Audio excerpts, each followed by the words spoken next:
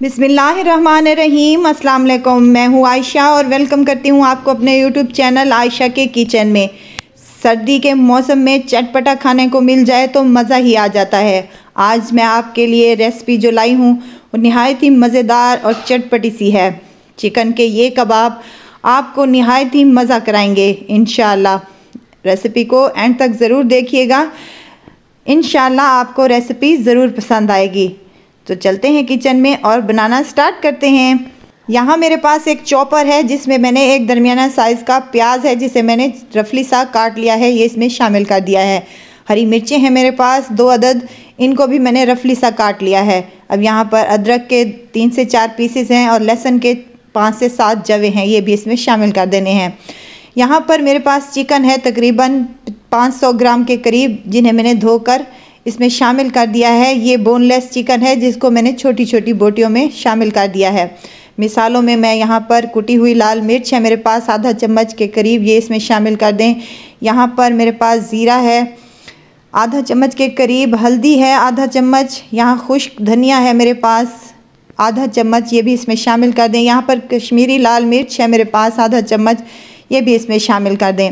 मज़ीद इसको मज़ेदार बनाने के लिए मैंने यहाँ पर खुश्क धनिया साबित ही डाला है, नमक डाला है और यहाँ पर गरम मसाला है आधा चम्मच के करीब, ये भी इसमें शामिल कर दें। मिसाले आप अपने गोश्त की मिकदार के मुताबिक कम या ज़्यादा कर सकते हैं। हरा धनिया मैंने यहाँ पर आधा कप के करीब शामिल कर दिया है। अब इसको कवर लगा देंगे और इसको अच्छे तरीके से चॉप कर लेंगे ताकि हमारा कीमा और मिसाले अच्छी तरीके से चॉप हो जाएं। मिसाला हमारा यहाँ पर चॉप हो चुका है और कीमा फाइनली सा चॉप हो चुका है। इसकी लुक मैं आपको चेक करवाती हूँ, ऐसे होने चाहिए। ये चिकन के कीमा है, आप इसको मटन या बीफ से भी तैयार कर सकते हैं। हाथों पर मैंने तेल लगा लिया है ताकि ये हमारा मिक्सचर जो है हाथों पर चिपके नहीं। अब इसकी एक टिक्की तैयार कर लेनी है, ना ही ये ज़्यादा मोटी हो और ना ही ज़्यादा पतली हो, दरमियाने साइज़ की यहाँ पर मैंने टिक्की तैयार कर ली है। बेहतरीन सी यहाँ पर हमारी टिक्की तैयार हो गई है। इसी तरह तमाम मैं कबाब तैयार कर लूँगी। कबाब तैयार हो चुके हैं, अब इनको साइड पर रख दें। मज़ीद इसको चटपटा करने के लिए यहाँ पर मैंने ले ली है आधा कप के करीब दही, जिसमें मैंने हरे धनिए और हरी मिर्च की चटनी बनाई थी जो इसमें शामिल कर दिया है और थोड़ा सा नमक शामिल किया है। अब यहाँ पर फ्राई पैन में मैंने ऑयल पहले ही गर्म करने के लिए रख दिया था मीडियम टू लो फ्लेम पर।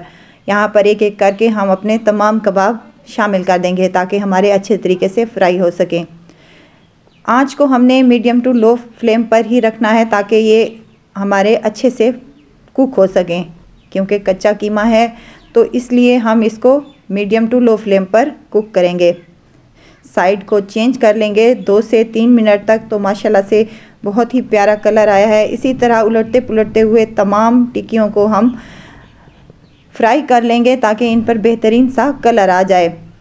तो अगर आपको यहाँ पर मेरी वीडियो ज़रा सी भी अच्छी लग रही है तो लाइक करें, सब्सक्राइब करें और साथ ही में बेल आइकन के बटन को भी ज़रूर प्रेस कर दिया करें ताकि मेरी हर नई आने वाली वीडियो आप तक पहुँचती रहे।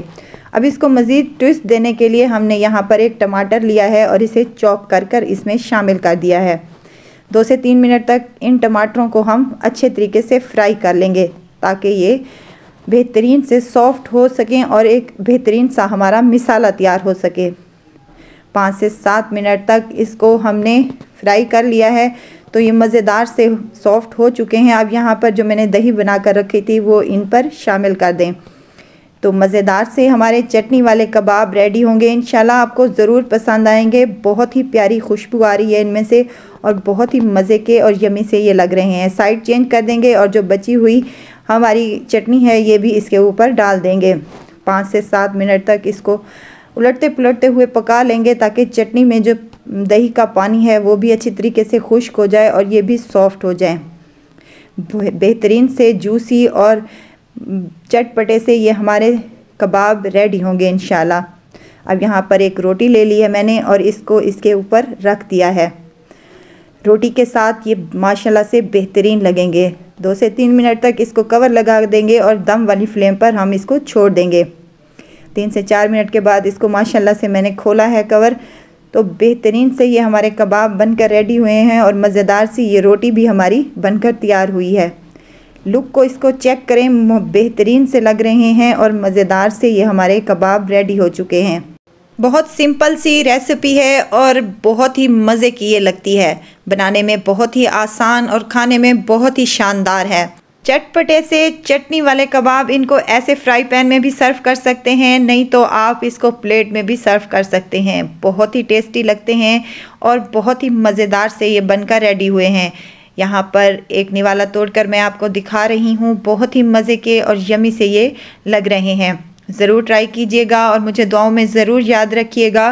खुश रहें, खुशियाँ बांटें। इजाज़त चाहती हूँ, फिर आऊँगी इंशाल्लाह नई और मज़ेदार सी चटपटी रेसिपी के साथ। आयशा को दीजिए इजाज़त। अल्लाह हाफ़िज़।